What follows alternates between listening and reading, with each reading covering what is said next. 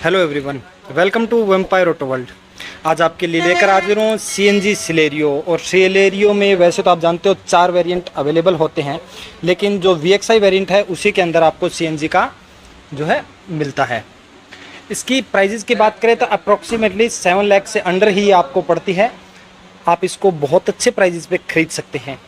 बाकी आप complete detail के लिए शोरूम की जो कॉन्टैक्ट डिटेल है वो डिस्क्रिप्शन में दी गई है, वहाँ पर कॉन्टैक्ट कर सकते हैं। बाकी इस पर्टिकुलर वेरिएंट के बारे में आपको कंप्लीट इन्फॉर्मेशन मैं देने वाला हूँ और बताने वाला हूँ क्या ये खरीदना आपके लिए फ़ायदे का सौदा या लॉस रहेगा। तो शुरुआत करते हैं एक एक चीज़ों से। सबसे पहले तो ये CNG है, तो इसकी माइलेज ही सबसे ज़्यादा मायने रखती है। तो इसके अंदर लगभग 36 kmpl की माइलेज, नॉट kmpl, इस किलोमीटर पर kg की माइलेज ऑफर की जाती है। और इसके टैंक में अप्रोक्सीमेटली अगर आप अच्छे फ्यूलिंग स्टेशन से फ्यूल करवाते हैं तो 9 किलो तक CNG आ सकती है। गाड़ी की जो सब 4 मीटर सेगमेंट के अंदर आती है, 3695 mm की लंबाई ऑफर की जाती है और लगभग 1600 mm के अप्रोक्सीमेट ही इसकी विड्थ जो ऑफर की जाती है। फ्रंट से बात करते हैं तो फ्रंट में आपको यहाँ पर जैसा आप देख पा रहे हैं अलॉय का थोड़ा सा टच देखने को मिल जाता है। बीच में सुजुकी का लोगो है, बाकी ब्लैक ग्रिल, नीचे भी ब्लैक का पोर्शन ही ज़्यादा देखने को मिलता है। ये वाला जितना भी पोर्शन है ये सारा प्लास्टिक है, क्योंकि बम्पर इसका वैसे भी प्लास्टिक में गाड़ियों का ऑफर किया जाता है। इस वेरिएंट में आपको फॉग लैंप का ऑप्शन नहीं मिलता है, लेकिन हैलोजन बेस्ड ही हेडलैम्प्स आपको देखने को मिलते हैं। सिंगल यूनिट है, हैलोजन बेस्ड है, ऊपर हैलोजन बेस्ड ही रिफ्लेक्टर, कोई LED DRLs नहीं, कुछ नहीं मिलता है। यानी कि गाड़ी के अंदर बेसिक नीड की चीज़ें कुछ जगह पर मिसिंग है। अगर आप इसके वेरिएंट को खरीदते हैं तो कुछ चीज़ें आपको एड ऑन करवानी पड़ेगी।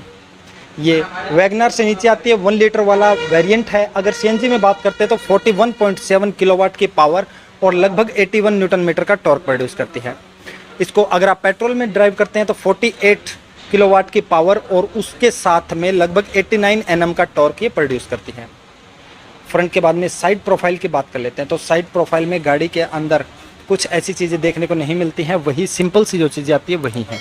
जैसे टायर प्रोफाइल से ही स्टार्ट करते हैं। तो टायर प्रोफाइल की बात करें तो इसके अंदर पर्टिकुलरली आपको ब्रिजस्टोन के टायर देखने को मिलते हैं और इनकी प्रोफाइल 165/70 R14 के टायर ऑफर किए जाते हैं। इसमें एक देखिए, ये तो सिंपल जो है स्टील व्हील रिम आती है, लेकिन इसमें अलॉय आप परचेज कर सकते हैं। अलॉय जो है वो लगभग मारुति से ही अगर आप परचेज करते हैं तो 24,000 अप्रोक्सीमेट 23,500 का प्राइस लगता है और इसमें आप अलॉय इंस्टॉल करवा सकते हैं। साइड फेंडर के ऊपर ये आपको टर्न इंडिकेटर देखने को मिल जाता है। Body coloured ORVM, body colour door handles, remote की नहीं आती है इसमें, मैनुअल जो सेंटर लॉकिंग है वही चीज़ ऑफर की जाती है। ORVM जो है वो अच्छा खासा विजिबिलिटी भी गाड़ी के अंदर अच्छी खासी ऑफर की जाती है। विजिबिलिटी वाइज आपको कोई दिक्कत इसमें होने वाली नहीं है। साइड प्रोफाइल में ऐसा कुछ है नहीं, शार्प क्रीजेज वगैरह कुछ नहीं है। गाड़ी के अंदर एलिगेंट सॉफ्ट टच जो है वो ज़्यादा देखने को मिलता है। अब पीछे की तरफ चलते हैं और पीछे से बात करते हैं गाड़ी के बारे में। पीछे कुछ है ऐसा सा लुक आपको इसका देखने को मिलता है, जिसके अंदर ऊपर आपको CNG की बेजिंग यानी कि कंपनी फिटेड CNG है उस चीज़ को देखने को मिलती है और नीचे की तरफ यहाँ पर सिलेरियो की बेजिंग, मारुति सुजुकी की बेजिंग और इसमें की इंसर्ट, यानी कि इसको यहीं से आप अनलॉक या लॉक कर सकते हैं।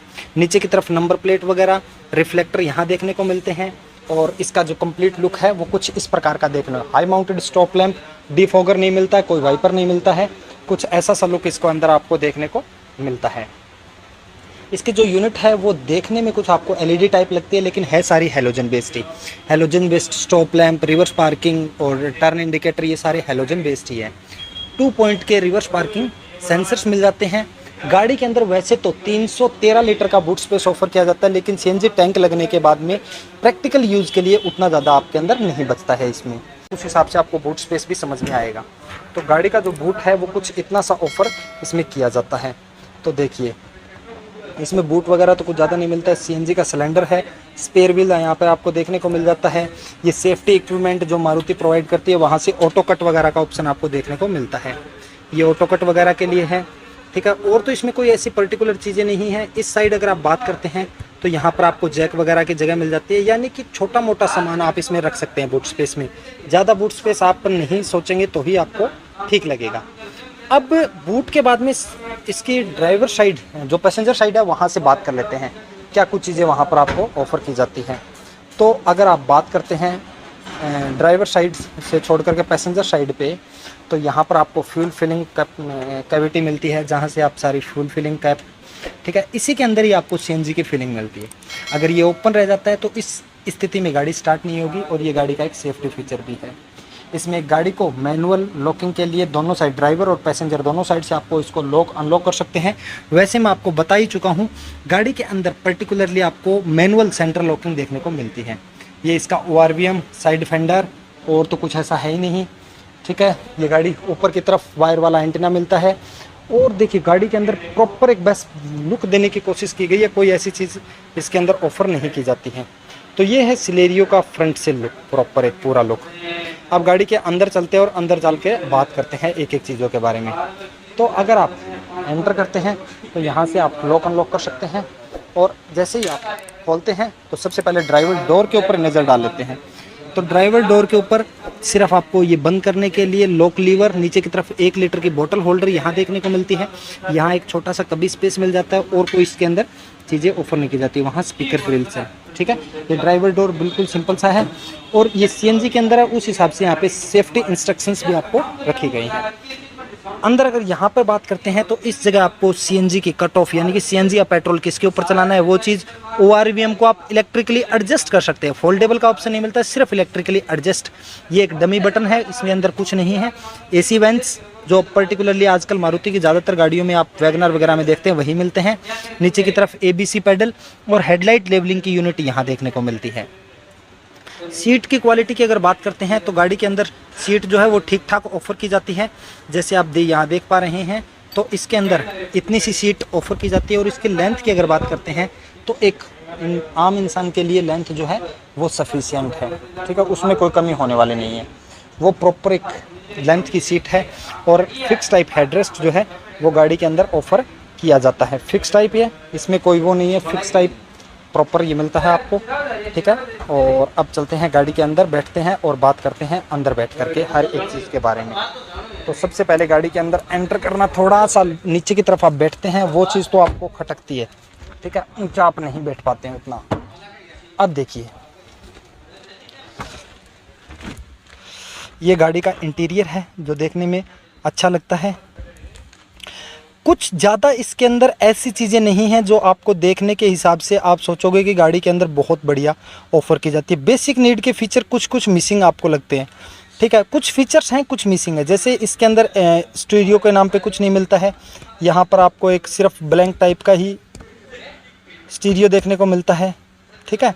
और तो बाकी जो कंट्रोल्स है वो सारे वहीं पर रखे गए हैं। सबसे पहले की को इंसर्ट कर लेते हैं और गाड़ी को उसके आगे बात करते हैं।